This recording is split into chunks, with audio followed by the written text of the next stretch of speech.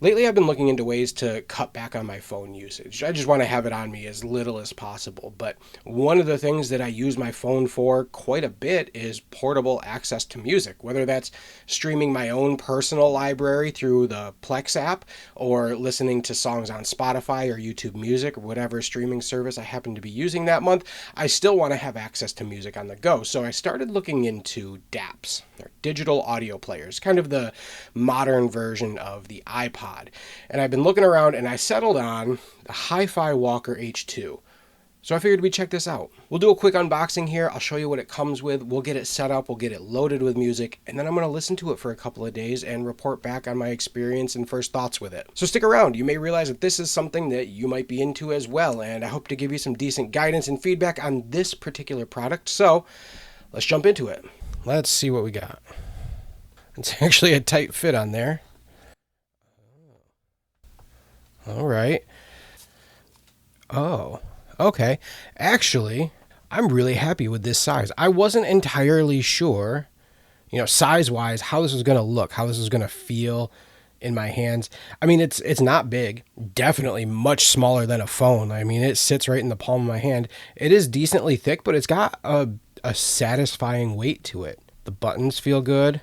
One of the things that I was looking for when I was researching these is that I wanted something with as many physical buttons as possible. A whole lot of DAPs have touch screens. I wanted something that really, to me, went back to the iPod as much as possible, which is kind of what drew me partially to this particular model with this scroll wheel.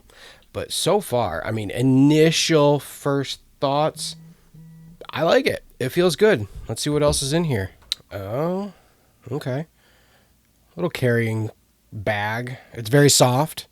I'm sure that would just go right in. I mean, a hard shell. I think you can probably get a hard shell case for these. It would be kind of nice, but for the cost of this, that's not bad. Oh, a screen protector. I'm not sure how that'll go. I'm not sure how that'll go unless it's meant to go on the back, but why would you put I don't know. I guess we'll find out. This should have, I would guess, will have the SD card. This is supposed to come with an SD card. Charging cable. No SD card. Is the SD card? Okay, yeah. SD card's already in there. It should come with 128. So this model, this particular version comes with 128 gig SD card. And our little guide. All right. Well, I'm going to start reading through this and see about getting it set up, and we'll check back when I start working through that process. All right. It looks like the first step is going to be to connect it to the computer and power it on.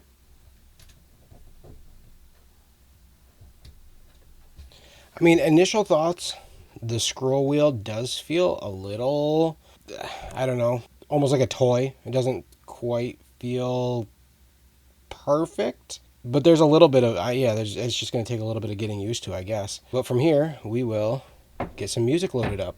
All right, so it ended up taking about 3 hours to transfer 85 gigabytes worth of music onto here. But it was a pretty simple process. Just plugged it into the computer and dragged the files from my computer to the device folder and let it run. And from there, I've been testing it out and listening to music for the last couple of days and have some initial thoughts to share. First, and most important, probably what most people want to know is how is the audio quality? And I think it's great. I'm not an audiophile. I'm not some expert music listener, but I'm very happy with what this is able to do. The sound is very clear. I'm hearing new things in my music that I haven't heard before.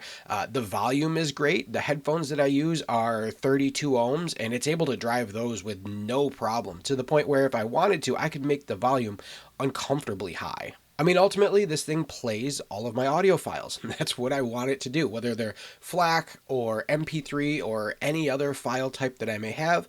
I haven't run into anything that this doesn't play. The built-in DAC is impressive to my ears. It's significantly better than even plugging my headphones into my laptop and listening to music that way, and certainly much better than listening through my phone. So overall, audio-wise, I'm very happy. Now, most of the time, I am listening on my wired headphones, but I have connected this via Bluetooth to my Aftershocks headphones and to my car stereo. Both of them sounded really good, and the Bluetooth pairing process was as simple and straightforward as you can imagine it being. In terms of navigating the device, it was pretty simple and easy to figure out, pretty straightforward. There are kind of a couple of ways to go about browsing the files and finding music to listen to on your device. The first is to browse by artist or album or genre, and this one I didn't really like doing. If you select an artist, and you go into that artist's folder, it'll give you every song by that artist on your device, not by album, just in alphabetical order. And then if you go through and you browse by album, it'll list all of the albums that you have on your device, but not tell you who the artists are.